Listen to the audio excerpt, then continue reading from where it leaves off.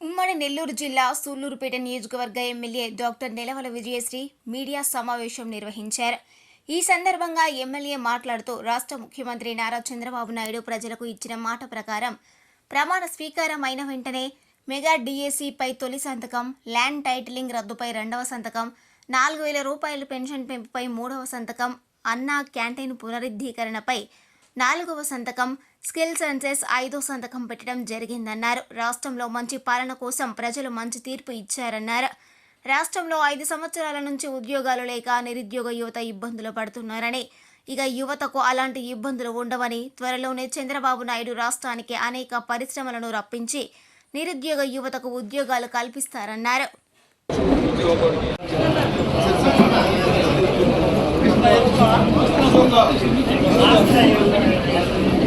నేను ఒక గంట ఆయన ప్రమాణ స్వీకారం అయిపోయాక లేదు అందరం లేసేసి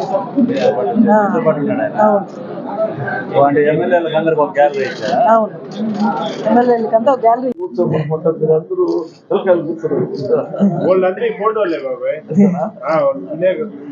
శాసనసభ్యురాలుగా నన్ను గెలిపించిన నాయకులకు, పెద్దలకు, అలాగే మండల అధ్యక్షులకు, కార్యకర్తలకు, మీడియా మిత్రులకు, అలాగే సూళ్లూరుపేట నియోజకవర్గ ఓటర్ మహాశయులందరికీ ప్రత్యేక కృతజ్ఞతలు, ధన్యవాదాలు తెలియజేస్తున్నాను. కష్టపడి నా వెంటుండి నన్ను ముందుకు నడిపించి ఈ విజయానికి అందరూ చేవేసిన ప్రతి ఒక్కరికి ధన్యవాదాలు తెలియజేస్తున్నాను. నాకు ఒక యువతగా, మహిళగా అవకాశం ఇచ్చి శాసనసభ్యురాలుగా నిలబెట్టిన చంద్రబాబు నాయుడు గారికి ప్రత్యేక ధన్యవాదాలు తెలియజేస్తున్నాను. మనందరము అనుకున్నట్టే చంద్రబాబు నాయుడు గారు ముఖ్యమంత్రిగా ప్రమాణ స్వీకారం చేశారు. ఆయన బాధ్యతలు చేపట్టిన వెంటనే ఆయన అందరికీ చెప్పినట్టే మొదటి సంతకం మెగా డిఎస్సి మీద పెట్టారు. దీనివల్ల నిరుద్యోగులందరికీ ఉద్యోగ అవకాశాలు వస్తాయి. అందరూ ఆర్థికంగా నిలబడే అవకాశం దొరుకుతుంది.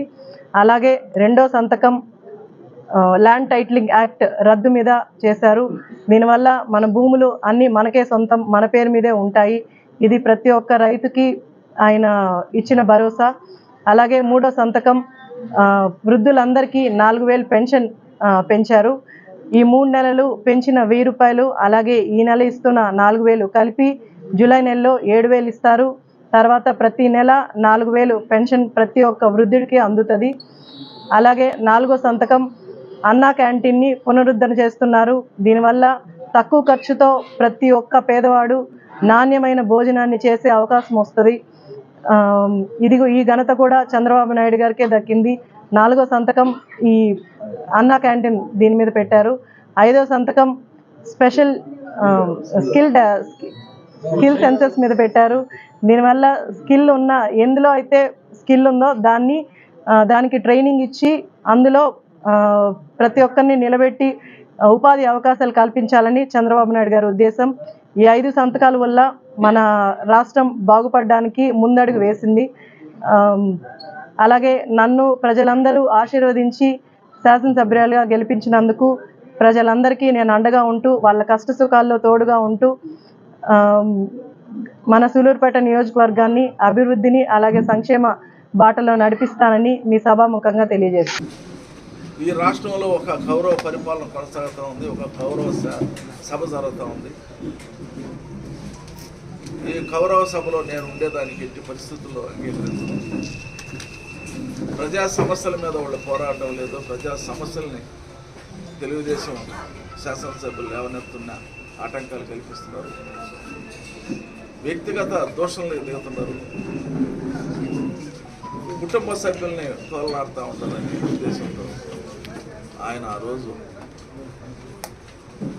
ఈ గౌరవ సభకు మాత్రం నేను ఉండను, గౌరవ సభలోనే వస్తాను, తిరిగి రాష్ట్ర ప్రజలు నన్ను ఆశీర్వదించి నన్ను గౌరవంగా సభకు పంపిస్తే నేను వస్తానని చెప్పి ఆనాడు శబ్దం తీయడం కూడా జరిగింది. మరి దాన్ని పురస్కరించుకొని ఈ రాష్ట్ర ప్రజలు బాధల్ని, ఈ రాష్ట్రంలో ఉన్న నిరుద్యోగ యువత పడే బాధల్ని, ఈ రాష్ట్రంలో రైతాంగానికి జరిగిన నష్టాన్ని, ఈ రాష్ట్రంలో డిఎస్సి ద్వారా ఎదురు చూస్తున్న ఎంతోమంది నిరుద్యోగ యువకుల కోసం కొన్ని హామీలు ఇవ్వడం జరిగింది.